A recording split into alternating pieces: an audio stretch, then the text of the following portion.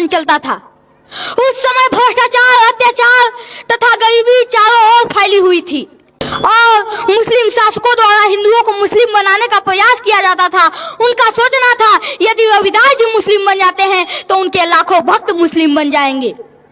परंतु रविदास जी ऐसे संत थे जिन्हें हिंदू या मुस्लिम से नहीं बल्कि मानवता से मतलब था। रविदास जी कहते थे कि रैदास ब्राह्मण मत पूजिए, जो होवे गुणहीन, पूजहि चरण चंडाल के, जो होवे गुण प्रवीण। बहुत सुंदर। ब्राह्मण अगर मूर्ख है, अत्याचारी है, पाखंडी है, गुणहीन है तो उसे नहीं पूजना चाहिए और न ही उसको महत्व देना चाहिए। वही एक निम्न कुल में पैदा हुए, भले ही एक अछूत ही क्यों ना हो, परंतु उसके अंदर गुण हो, हर विद्या में दक्ष हो, तो उसे पूजना चाहिए और उसे महत्व देना चाहिए। एक समय ऐसा था जब द्रोणाचार्य चाहते थे कि दूसरा कोई अर्जुन पैदा न हो, इसलिए एकलव्य का अंगूठा मांग लिया। धन्य है शिक्षा की देवी सावित्रीबाई फुले जो स्कूल बनाकर हजारों अर्जुन पैदा करने का काम किया। धन्य है बाबा भीमराव अंबेडकर जो संविधान में शिक्षा का अधिकार देकर उनके मुंह पर जोरदार तमाचा मारा है, जो शिक्षा को अपनी बपौती समझते थे। इसलिए हमें शिक्षा के क्षेत्र में मिलकर काम करने की आवश्यकता है।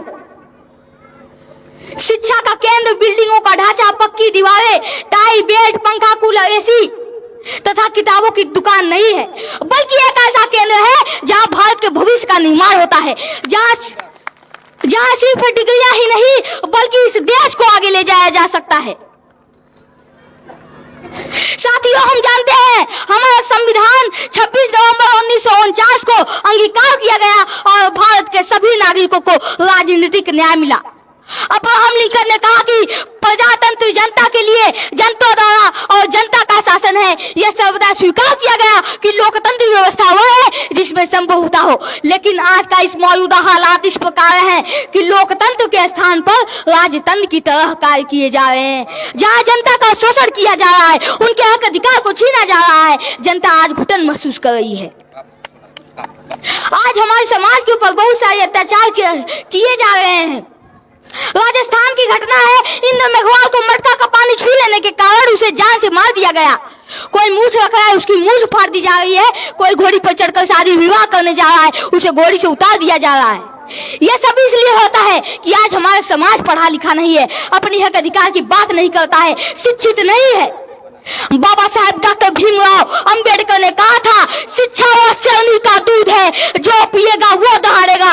माई का लाल पैदा नहीं होगा इस धरती पर जो कि उसे दबा सके।